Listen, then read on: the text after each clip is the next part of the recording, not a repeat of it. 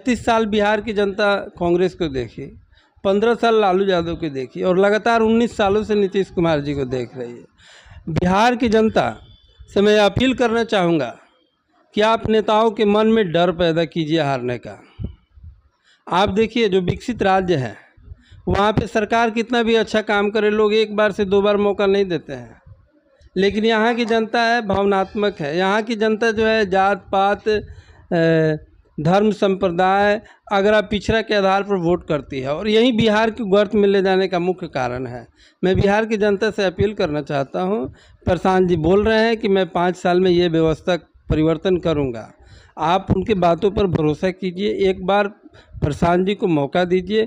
अगर ये 5 साल आपके विश्वास पे खरा नहीं उतरते हैं तो ये लोकतंत्र है और इसमें जनता मालिक है। प्रशांत किशोर जी इतना कैंपेन करते हैं, आखिर पैसा आता कहाँ से?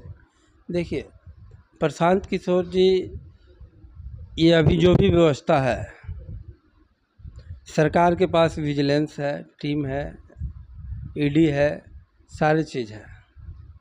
पैसा जहाँ तक आने की बात है, प्रशांत किशोर जी ने कई राज्यों में मुख्यमंत्री बनाने का काम किया है और प्रशांत जी कोई भी काम करते हैं तो निस्वार्थ भावना से करते हैं।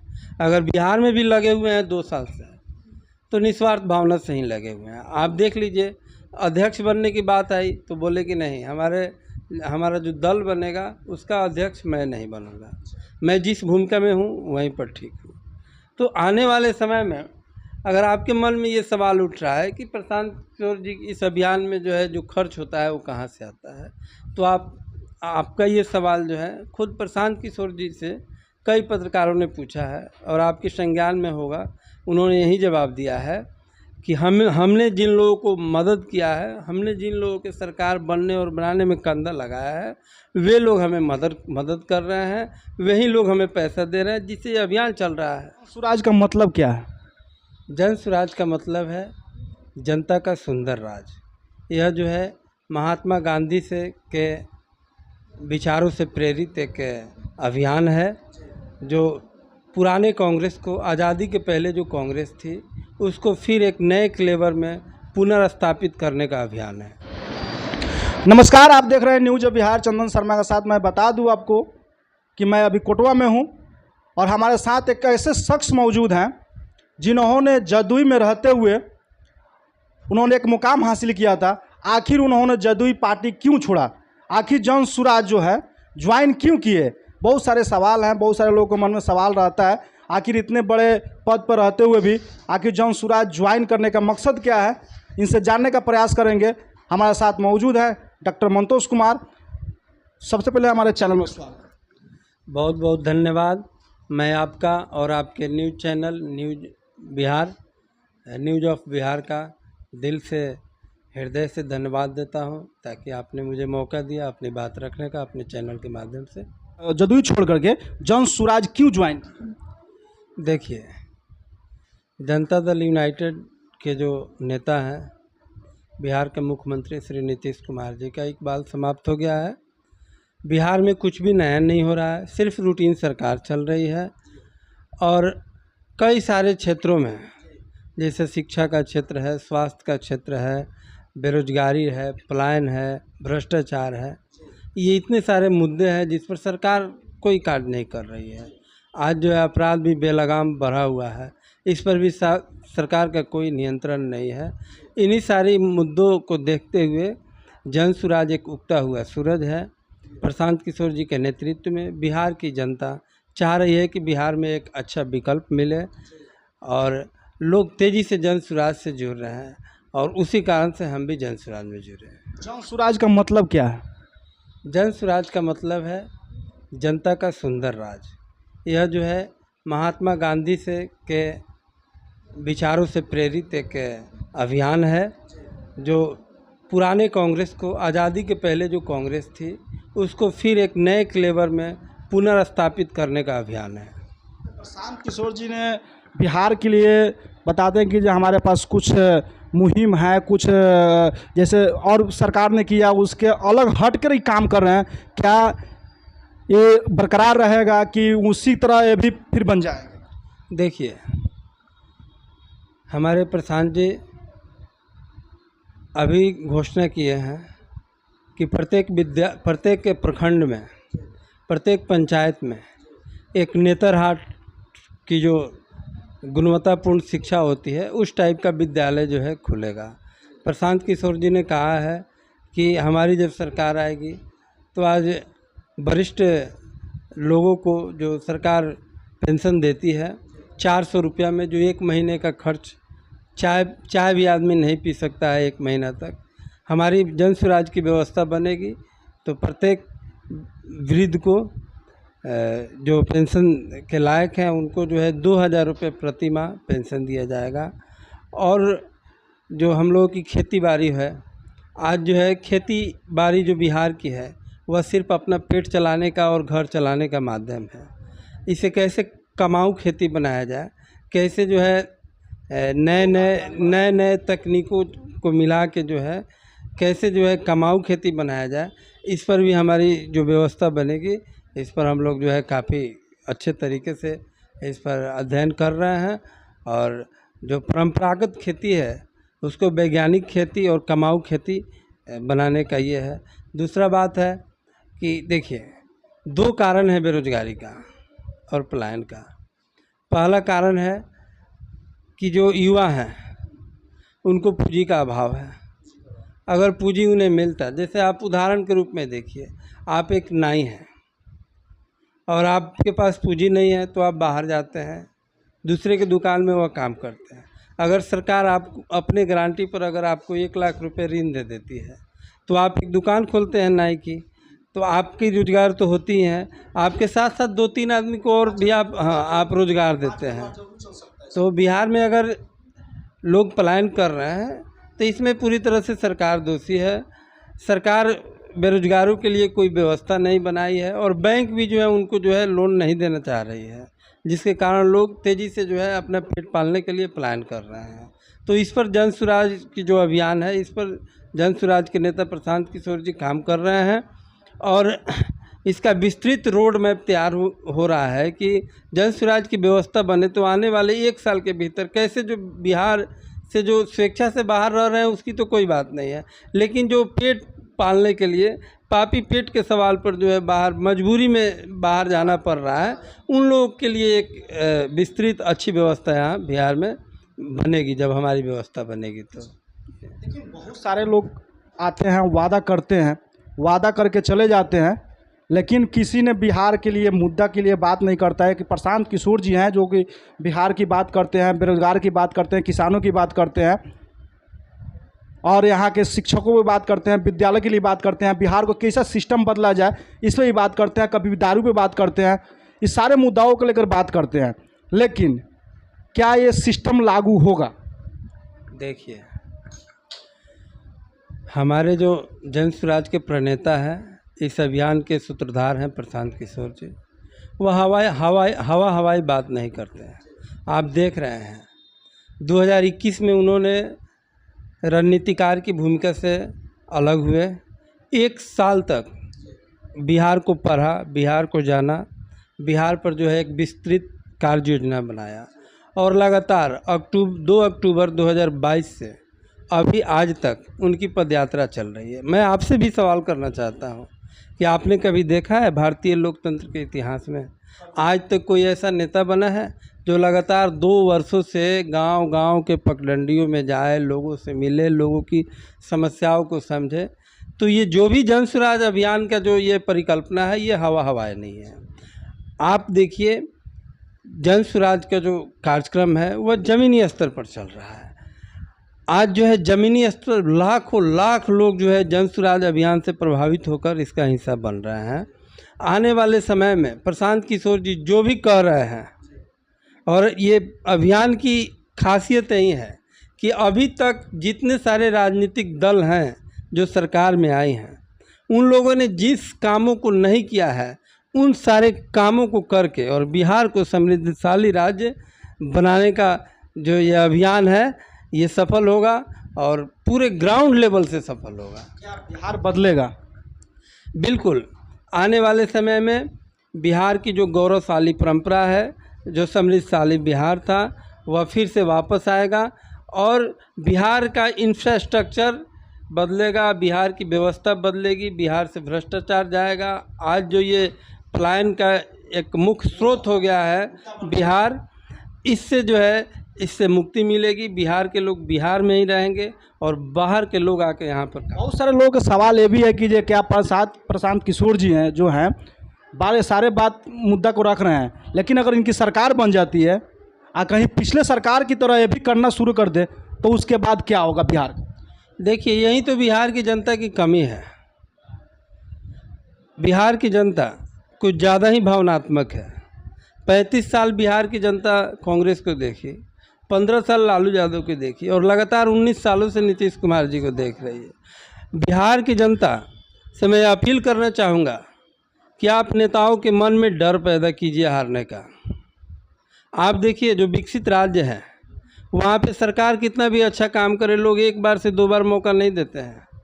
लेकिन यहाँ की जनता है भावनात्मक है। यहाँ की जनता जो है जात पात, धर्म, संप्रदाय, अगर आप पिछड़ा के आधार पर वोट करती है और यही बिहार को गर्त में ले जाने का मुख्य कारण है।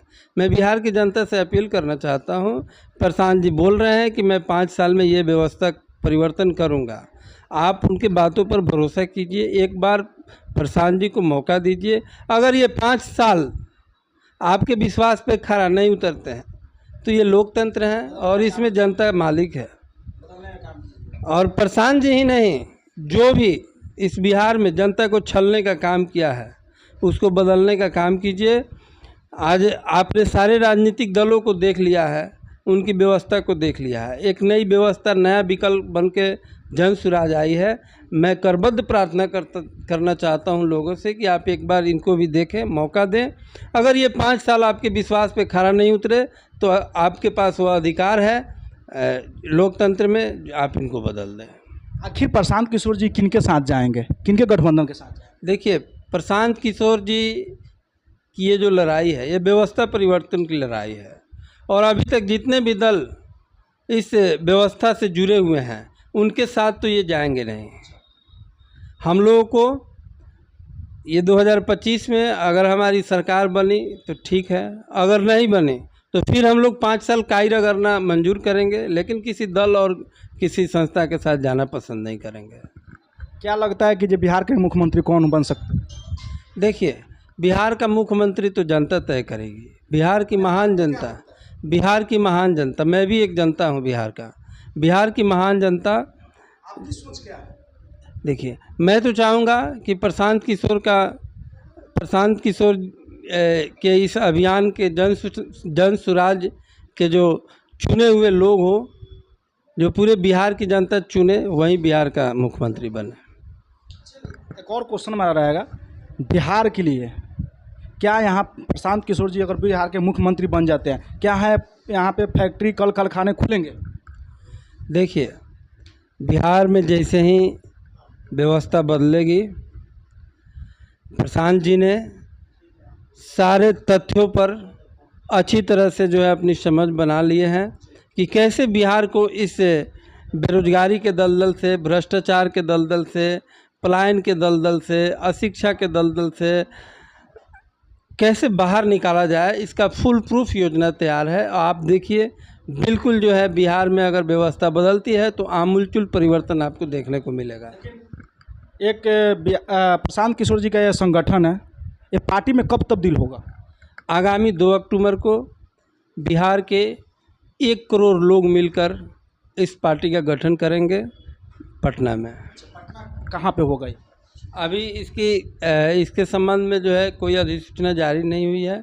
इतना तय है कि पटना में जो है पार्टी का अधिवेशन होगा और उसी में जो है पार्टी का गठन होगा आगामी 2 अक्टूबर को। बहुत सारे लोगों के मन में भी सवाल रहता है, बहुत सारे लोग कमेंट करते हैं कि आखिर प्रशांत किशोर जी इतना कैंपेन करते हैं, आखिर पैसा आता कहाँ से? देखिए, प्रशांत किशोर जी, ये अभी जो भी व्यवस्था है, सरकार के पास विजिलेंस है, टीम है, ईडी है, सारी चीज़ है। पैसा जहाँ तक आने की बात है, प्रशांत किशोर जी ने कई राज्यों में मुख्यमंत्री बनाने का काम किया है और प्रशांत जी कोई भी काम करते हैं तो निस्वार्थ भावना से करते हैं। अगर बिहार में भी लगे हुए हैं 2 साल से तो निस्वार्थ भावना से ही लगे हुए हैं। आप देख लीजिए, अध्यक्ष बनने की बात आई तो बोले कि नहीं, हमारे हमारा जो दल बनेगा उसका अध्यक्ष मैं नहीं बनूंगा। मैं जिस भूमिका में हूँ वहीं पर ठीक हूँ। तो आने वाले समय में अगर आपके मन में ये सवाल उठ रहा है कि प्रशांत किशोर जी इस अभियान में जो है जो खर्च होता है वो कहाँ से आता है, तो आपका ये सवाल जो है खुद प्रशांत किशोर जी से कई पत्रकारों ने पूछा है और आपके संज्ञान में होगा। उन्होंने यही जवाब दिया है कि हमने जिन लोगों को मदद किया है, हमने जिन लोगों के सरकार बनने और बनाने में कंधा लगाया है, वे लोग हमें मदद कर रहे हैं, वही लोग हमें पैसा दे रहे हैं जिससे ये अभियान चल रहा है। एक भी और बात सुनने में आता है कि जो प्रशांत किशोर जी ने यहाँ भारत में नहीं बल्कि विदेशों में इन्होंने सरकार बनाने का प्रयास सरकार बनाया है। देखिए, ये गलत बात है।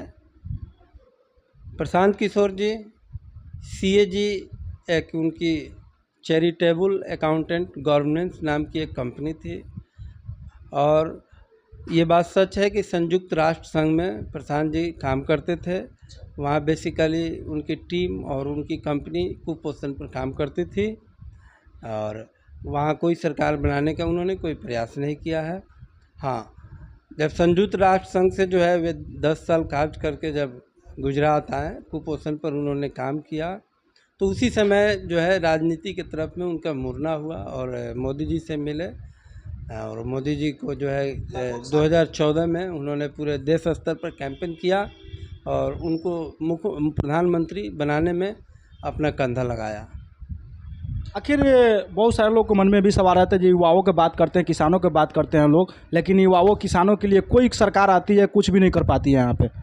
क्या बिहार जो है मजदूरों की फैक्ट्री है? क्या बिहार जो है शिक्षा में पिछड़ी हुई है? ये सारे बहुत सारी समस्या रहती है बिहार के लिए। क्या प्रशांत किशोर जी यहाँ अगर सरकार उनकी बन जाती है, क्या वो सब सुधार होगा यहाँ? जी बिल्कुल। पिछली जो सरकारें बिहार में थी, जितनी भी सरकारें थी, बिहार की जनता को ये तय करना है कि अगर हम जिस जनप्रतिनिधि को अपना रहनुमा बनाते हैं, अगर वह काम नहीं कर रहा है, हमारे सपनों पर खरा नहीं उतर रहा है, हमारे सोच पर खरा नहीं उतर रहा है, तो उसे बदले। बिहार की जनता अगर 20-20 साल किसी को बिना काम किए मुख्यमंत्री बनाती रहेगी तो बिहार नीचे की ओर जाएगा। मैंने पहले भी बोला है कि जिस दिन बिहार के नेताओं में हारने का डर बिहार की जनता पैदा कर देगी, उस दिन से बिहार की जो ये विकास रूपी पटरी है उस पर बिहार सवार होकर आगे चलने लगेगा। मैं फिर से अपील करना चाहता हूँ बिहार की जनता से कि आपने राजद को भी देख लिया, जदयू को भी देख लिया, भाजपा को भी देख लिया, कांग्रेस को भी देख लिया, एक नया विकल्प लेकर आए हैं आपका बेटा प्रशांत किशोर जी। उन पर भरोसा कीजिए और एक बार जन सुराज को मौका दीजिए। निश्चित रूप से आप जितना बात कहे हैं, बिहार से जो है बेरोजगारी, भ्रष्टाचार, पलायन, अशिक्षा और भी जो भी मूलभूत समस्याएं हैं, सभी पर काम होगा और आने वाले 10 से 15 साल में बिहार देश के वैसे राज्यों के श्रेणी में खरा मिलेगा जो अभी विकसित राज्य है। 39 सीट यहाँ से मिलता है बीजेपी को। अब की बार तो 30 मिला हुआ है, लेकिन इसके पहले भी जो चुनाव हुआ था 2014 में 39 सीट यहाँ पे मिला हुआ था। और 39 सीट मिलने के बाद भी वहाँ जब गुजरात में उनका जो होम टाउन है वहाँ पे 22 सीट मिलती है और यहाँ पे 39 सीट मिलती है, लेकिन 22 सीट जहाँ पे मिलता है वहाँ पे जो मोदी जी विकसित काम करते हैं, विकास करते हैं, लेकिन यहाँ पे बिहार के लिए कुछ बात नहीं करते हैं, ना कोई बात कर पाते हैं, ना पैकेज की बात करते हैं, ना रोजगार की बात करते हैं। ऐसा क्यों होता है? देखिए, यही बात तो प्रत्येक सभाओं में प्रशांत जी लोगों से कर रहे हैं। स्पष्ट रूप से प्रशांत जी लोगों से बोल रहे हैं कि हम लोग यहाँ से कभी 39 सांसद जिता के भेजते हैं, कभी 30 भेजा कर भेजते हैं, लेकिन आज देखिए 2014 से लगातार बीजेपी की केंद्र में सरकार है। एक बार भी प्रधानमंत्री नरेंद्र मोदी जी बिहार की समस्याओं पर एक मीटिंग किए होंगे कभी जो है इस पर चर्चा किए होंगे तो आप बता दीजिए। 2019 में आरा के मंच से उन्होंने किया कि मैंने कितना पैकेज आपको दे दूं, 50,000 दूं, 60,000 दूं कि 17,000 दूं, 17,000 करोड़ की मैंने बात कर रहा हूं।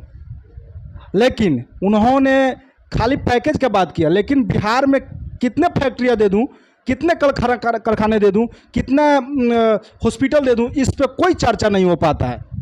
देखिए, यही तो बिहार की जनता के लिए सोचने वाली बात है कि वोट दे के सांसद बनाते हैं हम लोग, हमारे ताकत से केंद्र में सरकार बनती है भाजपा की, लेकिन जब कल कारखाने लाए की बात होती है तो वे सारा कल कारखाने गुजरात में लगते हैं और हमारे बच्चे वहाँ जाके मजदूरी करते हैं।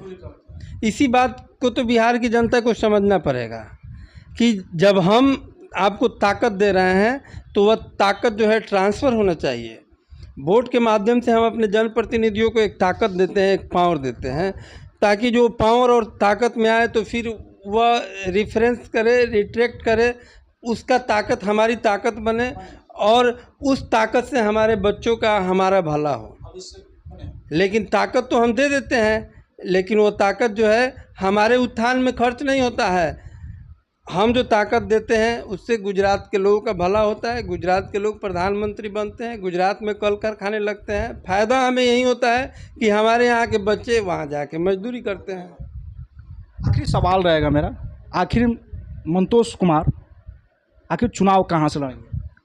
देखिए, हमारी तैयारी तो मेरा गृह विधानसभा है कल्याणपुर, यहीं से चल रही है। फिर भी मैं आपसे कहना चाहता हूँ कि मैं जन स्वराज का एक छोटा सा कर्ज करता हूँ। जन स्वराज तय करेगी कि मंतोष सहनी कहाँ से चुनाव लड़े, नहीं लड़े। हम यहाँ सिर्फ चुनाव लड़ने के लिए नहीं आए हैं।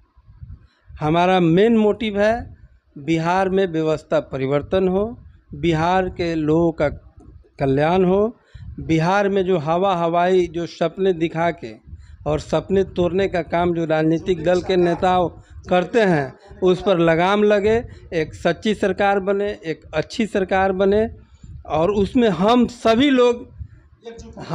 लोगों की सहभागिता से बने, यही मैं चाहता हूँ। बाद बाकी प्रशांत किशोर जी और जन स्वराज जो हमें जिम्मेवारी देंगे उसके लिए मैं तैयार हूँ। आखिर कल्याणपुर विधानसभा के लोगों के लिए आपका प्रेरणा क्या रहा है?